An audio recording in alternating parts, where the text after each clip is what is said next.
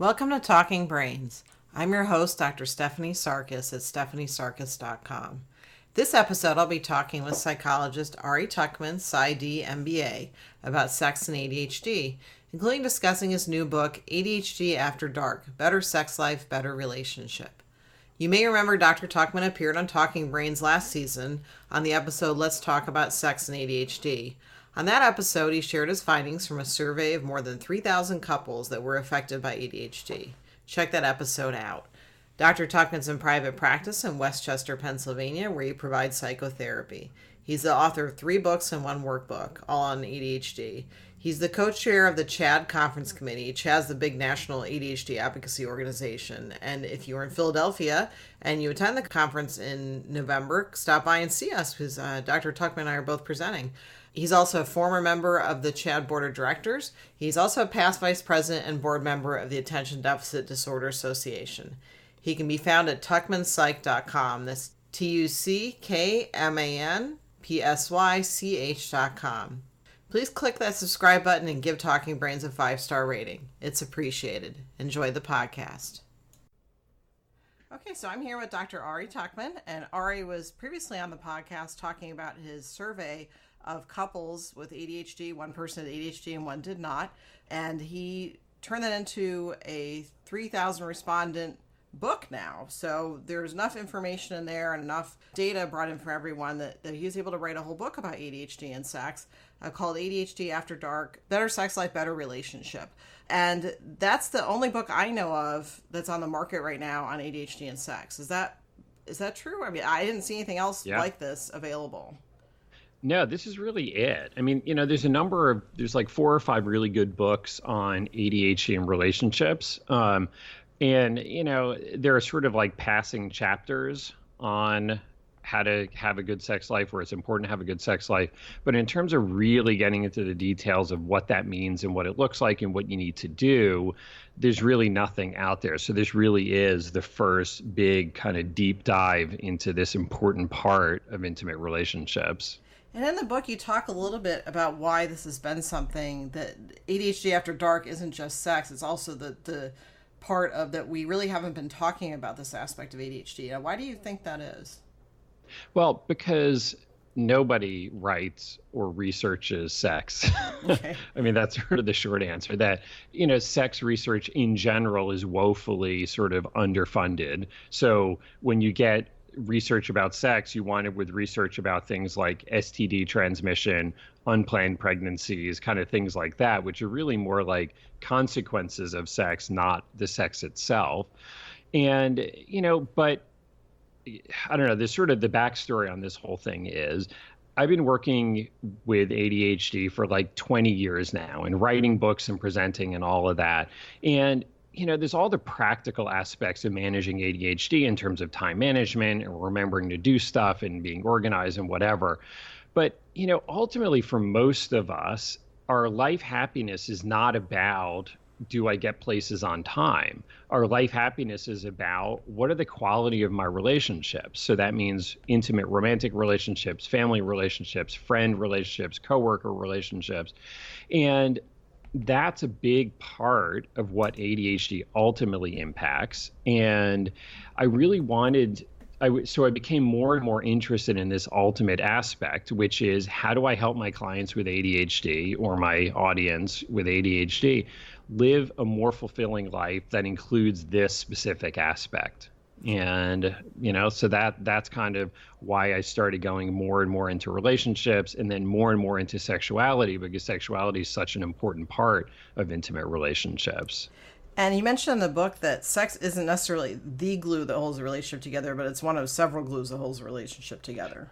It is. And that, if you look at people's overall relationship satisfaction and you look at their sexual satisfaction, they tend to overlap about 2/3, kind of give or take. So in other words, it's hard to be happy in one if you are unhappy in the other. So, that was kind of the other part of it, is this idea that couples who already struggle too much by day, so to speak, do not need to then struggle by night. But even more importantly than that is, by neglecting this part of intimate relationships, we're neglecting a really powerful point of intervention. That if we can help these couples do better sexually, feel more connected, feel more grounded with each other, they're going to do better in managing ADHD and all the other kind of mundane nonsense of life. And that's really important, and that to keep your relationship or to keep your sex life good involves doing some important work on yourself, doing some important work with your partner together, for both of you to kind of bring more of your better behavior rather than kind of your lazy or your worst or your kind of minimalistic. Now, tell me how much treatment impacts ADHD, because we're talking about what's the best way to help people. And I know you mentioned in the survey that meds didn't really make a difference in sexual satisfaction, but tell me how much the treatment of ADHD helps the overall relationship, which in turn can help sex life, I'm assuming. Right. So I think it's an interesting question, because one of the surprises that came out of this survey was that, kind of a common recommendation that I and others would make is that if you have ADHD and you find yourself to be like distracted or impulsive or trouble with delay of gratification during sex, then, a little bit of stimulant medication while you're having sex is probably going to be a good thing. And it's an easy, obvious suggestion to make. And I totally, I would have bet some serious money on that as a good recommendation. But when I asked the question, to what extent do you find that stimulant medication, impacts the quality of a sexual experience, or, something along those lines? I mean, that's sort of the gist of the question. What I found was that it really did not have any consistent benefit. So 47% of the respondents said it had no benefit, positive or negative. And then a scattering of people, 3 to 5%, endorsed all of the other answer options. So everything from, mild positive effect or mild negative, moderate positive, strong positive, or moderate negative, strong negative. So it really is at the level of averages, it's a dead zero. We cannot make this as a recommendation. Now, if you're one of the small percentage of people for whom this is beneficial, then definitely do it. But when it comes to the sexual experience itself, medication is not helpful. However, where treatment in medication in particular is helpful is in getting to the point where you and your partner actually want to have sex with each other. So, in other words, managing ADHD well, generally being a good partner overall, definitely increases the likelihood that you're going to have sex and improves the quality of that sexual experience. So ADHD medication or ADHD treatment is helpful beforehand, before you get to the sexual experience. And one of the things that I discovered was that when I asked respondents, how much effort do you feel your partner is putting in to managing ADHD, whether it's their ADHD or their partner's ADHD, the folks who felt that their partner put in the most amount of effort were having sex 70% or 60% more often than the folks who felt their partner was putting in the least amount of effort. So it was something like, it was 92 times a year versus 53 times a year. So wow. 60% more often. And I think there's kind of a two-level effect there. I think part of it is the obvious level that if both people are putting in good effort on managing ADHD, then obviously ADHD will have less of a negative effect on their relationship and sex life. But I think there's also an aspect of sort of fairness and, versus kind of resentment that, do both people feel like the other person is putting in good effort? Are we in this as a team? Are we both doing our part? Versus, do I feel like I'm working a lot harder than you are, and because you're not working hard enough, that's why things are not good. So now I doubly resent you for it.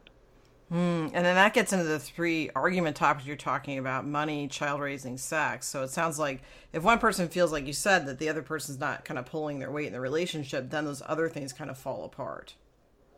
Right. And that those, money, kids, and sex are your three big argument topics.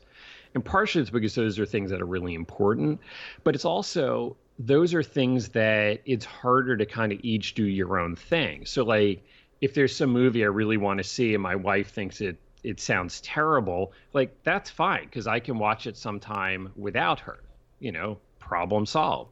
But we can't decide, well, I'm going to parent our son this way and you're going to parent our son that way. Like that doesn't really work. And if you spend $1 on one thing, it's not available to spend on something else. So like that won't work. And, if it comes to sex, at least if we're talking about having sex with each other, again, we need to actually come to an agreement. So, so I think that's what makes those three topics the most charged, is both that they're the most important, but also that you can't just like split the difference or each do your own thing. Like it doesn't really work on those topics. And I'm thinking too, with the arguments too, with treatment, you're more likely to be able to have a discussion and follow through with the discussion, interrupt less. And so then it's more productive discussion, and then it'll lead to actually you having more sex. Is that kind of okay? Absolutely. Plus, in general, you're not fighting a million battles a day. That you can have a conversation about like one or two topics without it feeling like, ugh, here we go again. And this sort of like cliche dynamic here is that the non-ADHD partner feels frustrated and resentful that, why does so much of this fall to me? And then the partner with ADHD feels, forever kind of nagged and criticized and like it's never good enough. And that's like a terrible dynamic for both people. Nobody's winning at that point. Right. And let's say that people are pretty satisfied with their sex life, but let's say they have different sexual interests, because that happens in every couple. Sure. If you could talk a little bit about the 4 categories of sexual interests you mentioned in the book. Sure. So, with sex, as with anything else, including, how much you like going to eat Mexican, for example, there's this sort of, I think it's helpful to sort of think about kind of breaking sexual interest down into 4 categories. So the first category is something that, yes, I am indeed interested in. So if my wife were to propose something and it's a thing that I know that I like, great, easy bullseye, success. No negotiation needed on that one. Then there are the things that perhaps I'm not that into, but I'm willing to do it for her. She enjoys it. This is a good thing. And if nothing else, I kind of get off on her getting off. And the kind of example I always give for this is the non-sexual example is my wife likes having, a glass of tea at night. I don't. Like, I'm not morally opposed to tea at night, but like, I don't get anything out of it. I don't want to drink a bunch of tea and then wake up in the middle of the night and have to pee. So like, it's a total zero as far as I'm concerned. But having said that, I will gladly put on some water and pour her some, make her a cup of tea. Like I'm not saying this is some like great accomplishment, but like I'm willing to do that for her, So kind of in the same way, there are sexual things that perhaps we each do for the other because the other one is more into it. Then there are the activities or the things that, somebody might be into that's sort of like, I don't really know if I'm into that. I'm not really sure how I feel about it, but I might be willing to try it. Like you could potentially kind of talk me into it. And this is important because couples who keep having the same sex often wind up getting bored of it. Now, that's not always true, but, I don't know. There's something to be said for a bit of kind of variety and novelty, especially if we're talking about a relationship that spans the decades. So this willingness to try new things is an important skill to have. Now, the fact that you try something doesn't mean you have to finish it. And the fact that you did it once does not obligate you to do it again. But it's that sort of willingness to give it a shot. And I think that that's really important when it comes to sex, but also other things, like trying a new restaurant or watching a TV show you're not so sure about, but everybody keeps raving about it. So that's kind of the third category is what are you willing to try? But then equally important is the fourth, which is this is something I'm not interested in, at least at this time.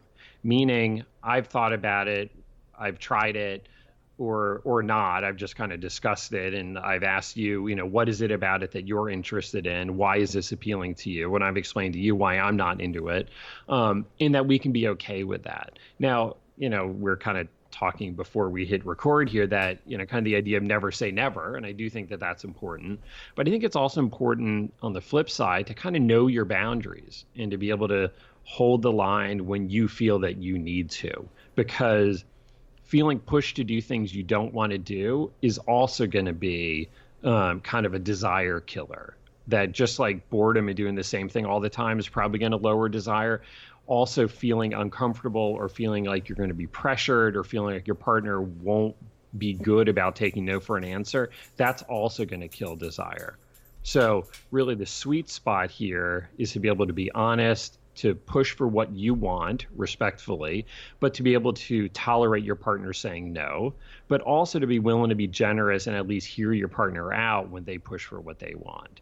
And for our couples with ADHD, if they have too many other things that they're wrangling with each other about, they never get around to having these discussions. It's hard to have that kind of honest, vulnerable discussion when you're so frustrated with each other about 20 other things that happened that day. So basically, if you unload the dishwasher without being asked, you're going to have a better sex life and you're going to be able to communicate more about it. Yeah. And I kind of used that line that loading the dishwasher is an aphrodisiac. Right. That may have been where I got that from. Yeah. Yeah.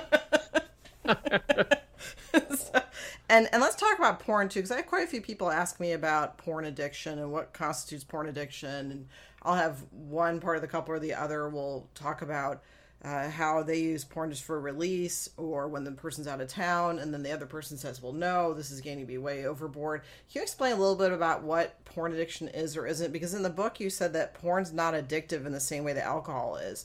And right. And that's actually what I had assumed, is that porn addiction was the same as a substance addiction. But if you could explain a little more about that. So there are therapists out there and treatment programs out there who will say that, that porn addiction is a real thing, or more broadly, sex addiction is a real thing.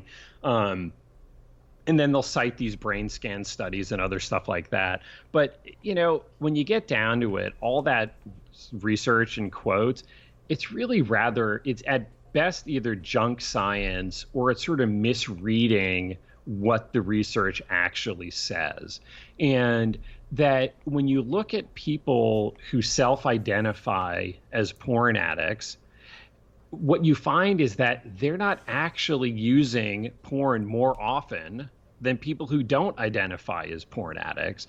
But, that really what you're picking up on is the fact that people who identify as porn addicts are people who don't feel comfortable with their sexuality or with the porn they're looking at or how often they're looking at it. Or alternatively, their partner doesn't feel comfortable about it. So if you're looking at porn, it means you're a porn addict. Now, the reason why I think this is important is not just sort of the academic question of like, is porn addictive, but that to call someone a porn addict, it first of all is incredibly judgmental. And ultimately, a lot of these programs are really rather shaming about rather normal aspects of human sexuality. But it also doesn't really get to the root of what we actually care about. So like if somebody is looking at porn too much, and we can have a separate conversation about what is too much, but if they're looking at porn too much, I think we need to ask them why. What is it about porn that is so interesting to you? And often it's one of those things where it's easier to go look at porn and to masturbate on your own than it is to wrangle through the difficult conversations of why are you and me not having more sex together?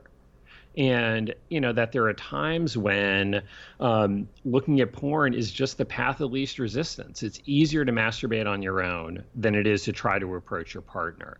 Either because there's performance problems. So like, a guy has erectile issues, or if it's a heterosexual couple, their female partner is not interested in sex because they're too frustrated with each other, or maybe, sex is painful for her, and that's like a whole different discussion.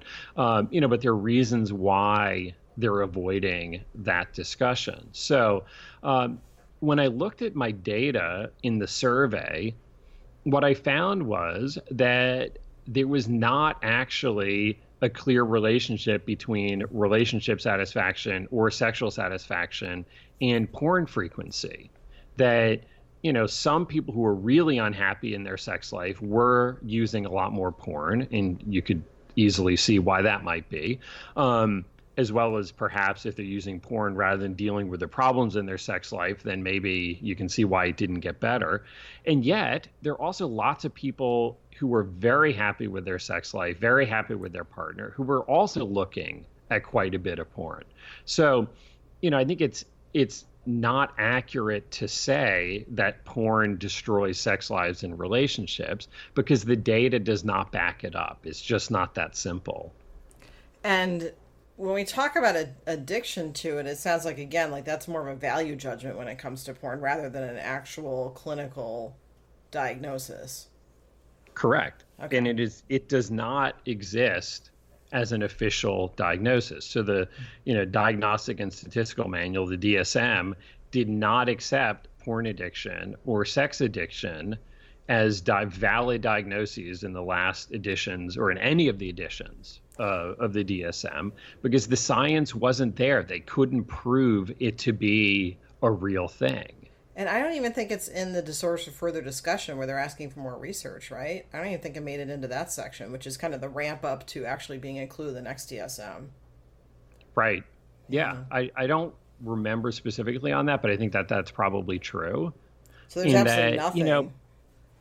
Yeah. And the problem with a lot of this porn addiction stuff is that it's often used basically as a label for, I don't feel comfortable with what turns you on, meaning from the romantic partner, possibly from the porn addiction counselor, or I don't feel comfortable with what turns me on if it's, if I'm self-identifying as a porn addict. And that it's really more about, coming to some acceptance and understanding that this is something that's appealing to me. Now, just because it's appealing doesn't mean that you act on it. Like chocolate chip cookies are very appealing to me, but I rarely act upon that because I don't, want to be eating a bunch of junk. So the fact that somebody is turned on by certain kinds of things does not mean that they should then be acting on it. It doesn't mean they should be, looking at porn at work or doing it in a really kind of disrespectful way to their partner. But it's a matter of having some conversation about it, really productive conversation without ultimatums, without judgment, without shame, which then, by the way, tends to provoke a lot of lying and covering up, but like a really honest discussion about, is porn an acceptable part of our relationship and sex life? If so, what kinds? Are there perhaps some that are not acceptable? So, for example, video shot of people against, who are not aware that they're being filmed, or like, leaked celebrity videos. Like, is that acceptable? Like, can you feel okay about supporting that kind of a thing? So there are discussions to be had on that. But then there's also discussions to be had separate from porn on masturbation just more generally. So where does masturbation fit? And there are definitely people who feel that their partner masturbating is akin to cheating because some of their sexual energy is going somewhere other than to their partner. And, my sort of initial response to that always is, be careful what you wish for. Because if your partner can't masturbate and all of their sexual outlet has to come from you, you may not always want it. Mm-hmm. And I think to say, if I'm not interested, you can't do anything at all. I mean, you can say that, but I think that's sometimes a tough sales pitch, especially when there's a big desire discrepancy between the two of you. So when you say a sexual problem in one partner may indicate a complementary problem in another partner. So for instance, well, I watch porn a lot, but you don't want me to masturbate when you're here. And then that means that, well, maybe the real issue is that they aren't on the same page. Well, the complementary problem would be that person may not be open to talking about it, or that's been kind of a taboo topic. And so then it becomes this maelstrom of how are we going to communicate about this, which leads to more porn use. Is that? Yeah. Okay. Yeah. I mean, absolutely. It can be this thing that, porn can be the path of least resistance for both partners, meaning, the one who's looking at porn rather than having tough conversations with their partner, but also their partner who at some level has to know. And they are also not having conversations, or they're just blaming it on porn. If it wasn't for porn and, then our sex life would be great, which is like half true. But the other half is, even if you magically disappeared porn from the world, you would still have your other issues that are getting in the way of you guys having sex. Because for most people, partner sexual activities are more satisfying and interesting than solo sexual experiences, generally speaking, in that, if their partner was available and if they knew that they would be having a good sexual experience together, they wouldn't choose porn instead. So, so it's kind of like ain't nothing for free kind of thing. Like if you want your partner to look at no porn or a lot less porn, you need to be able to have those honest conversations. And if you don't want to feel like you have to sneak porn or hide it and feel guilty about doing that, then again, you need to have those honest conversations about it. So like you said, that watching porn is kind of an outlet and also kind of the path of least resistance. It sounds like also porn becomes a scapegoat for what the other person doesn't want to bring up. Absolutely. Okay. And yeah, let's blame the porn rather than the fact that, I'm never interested in having sex with you. Right. Right. And you mentioned those issues would be being tired, overworked, just general lack of communication. A lot of people have not talked about sex and during their lifetimes. It's just not something that people generally feel comfortable with in our society. So, and you have a great list of questions to ask one another or to talk about with a therapist. And that leads to my other question, which is, first, if you could explain what a sex therapist is and then what services they provide, and when do you know that you need to go to one? Sure. So, a sex therapist is, first of all, a therapist. So they are trained and licensed as a therapist already. So they are a psychologist, a counselor, a social worker, whatever, who then has some additional training to specialize in sexual matters. Because, there really is, just like, for ADHD, if you're going to work with folks with ADHD, it's important that you have good general clinical skills, but then also specific knowledge about ADHD. Same thing for sex therapy, that there are certain very specific things that you need a sex therapist to know about. And then, what you do is you go in, you talk in the office about all the different things that go in and, into whatever the problem is. And then, you go home and you try things on your own or with your partner or something. So the primary credentialing agency for sex therapists is known as AASECT, so AASECT, American Association of Sexuality Educators, Counselors, and Therapists.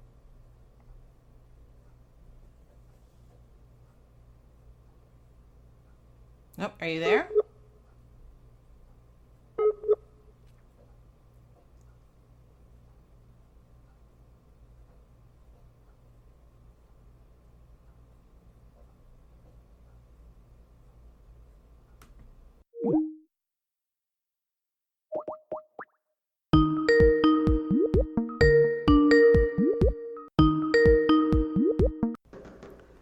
Hey, so it said it dropped out because of a bad connection. Oh, shit. Yeah, so I got the AASECT part. So if you just, you're saying that, so AASECT is the, and then right when you're saying what it was, it cut off. Okay. And shut off your video too, so your audio goes up. Right. Okay. There you go. Right. Okay. So AASECT is the American Association of Sexuality Educators, Counselors, and Therapists. And if you go to asect.org, you can then find a provider directory of folks who are hopefully in your geographical area that you can meet with. But, a sex therapist can help not only with kind of very specific sexual concerns like, let's say, erectile disorder or a female for whom, penetrative sex is uncomfortable or painful, but can also help with other things. So like, I'll just sort of invent a scenario here. So, kind of like a couple who comes in, let's just say the guy has ADHD, the woman doesn't, and the woman catches the guy looking at porn and then goes through his browser history and sees how much porn he's looking at. And, in general, men tend to look at more porn than women, although women are looking at more porn than they used to. Those with ADHD are more likely to be looking at porn than those without. Guy with ADHD will tend to have a significantly higher desired sexual frequency than his non-ADHD female partner. So there's this big difference there, and he's using porn and masturbation as a way to fill in the gaps of the sex that he's not having with her.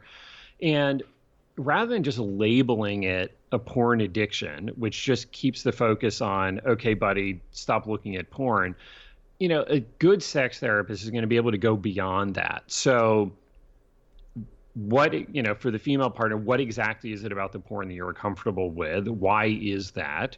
For the guy, what happens that you choose to look at porn instead of approaching your partner for sex? What conversations have you guys had about this? Probably not enough. And if they were conversations, they probably weren't good ones, weren't productive ones. But might also get into other stuff that maybe the woman is too tired at the end of the night and too resentful because she doesn't feel like her ADHD partner is doing enough on his end of things. Because she's griping at him all night. He's not interested in being vulnerable with her and approaching her for sex.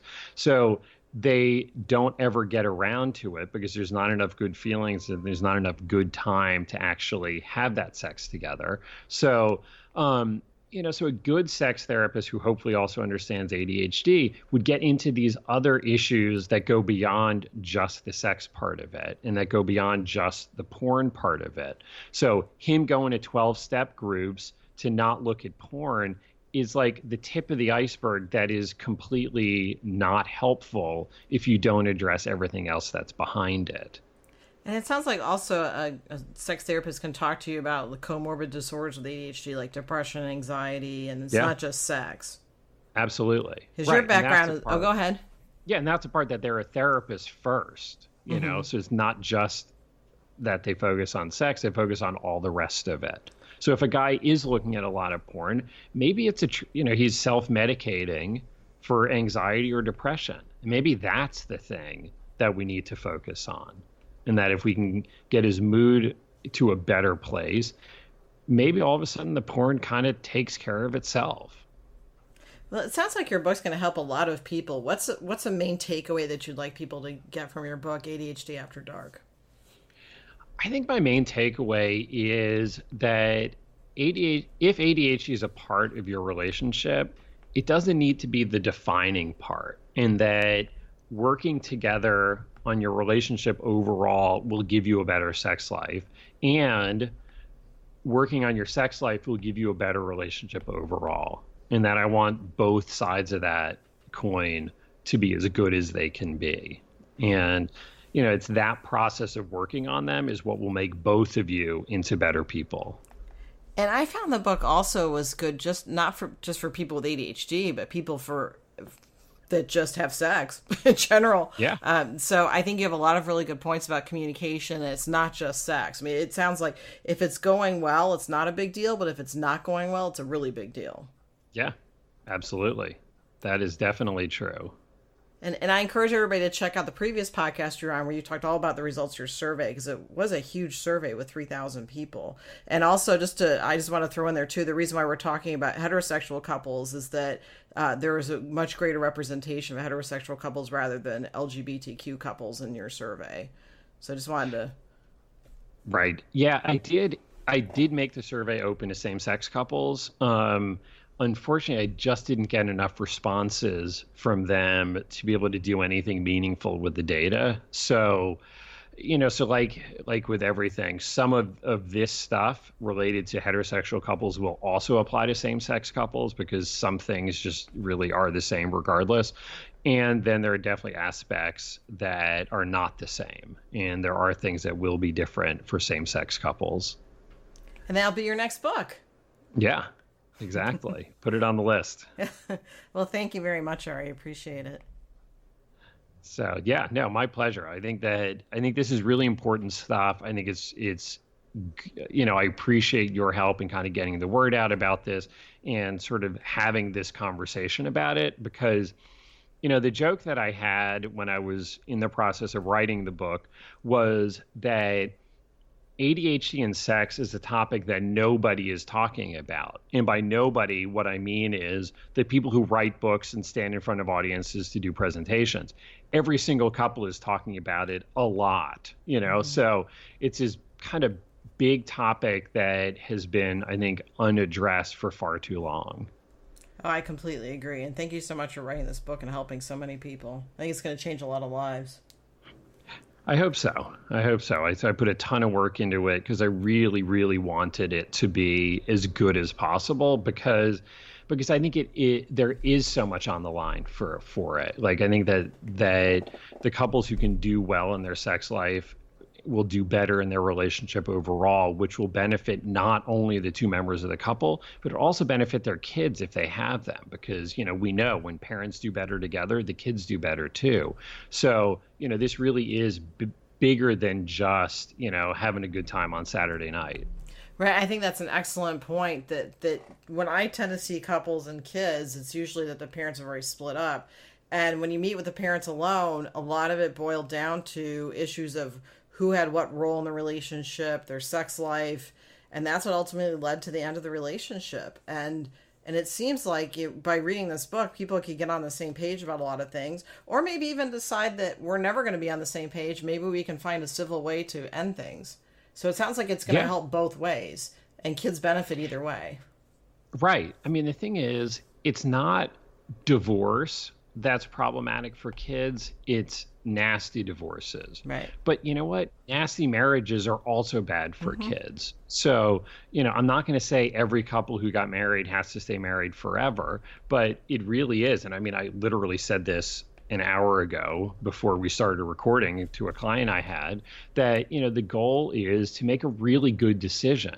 And that decision is either we're both going to work really hard to stay together because separating is going to be hard in so many ways, or we get to a point where we realize, what, we are just not actually good together and no hard feelings. I mean, easy to say, but you know what? Let's end this in a civilized way that we can both feel okay about, and let's go seek our fortunes elsewhere. But that is so much better than all my clients who've been dragged through these nasty, long, contentious divorces. Like nobody's winning there. Right. And kids that go through that have a higher rate of divorce. And I was just talking to another podcast guest about how when parents have a civil divorce, they've noticed, I think the child divorce rate when they get older has dropped by about 25% if you have a civil divorce. So it's a pretty big difference there. So yeah, I think that's an excellent point that this book doesn't just apply to sex; it applies to just well-being of future generations in your family. Yeah. So absolutely. Well, thank you very much for joining us, Ari. I appreciate it. Sure. Thanks for having me. I always like hanging out with you. Thank you for listening to this episode of Talking Brains. And a special thank you to Dr. Ari Tuckman for sharing information from his new book, ADHD After Dark, Better Sex Life, Better Relationship. Dr. Tuckman can be found at tuckmanpsych.com. That's TUCKMANPSYCH.com. I'm your host, Dr. Stephanie Sarkis, and I'm at stephaniesarkis.com. Please hit subscribe and give us a 5-star rating. It's appreciated. Thank you and have a great day.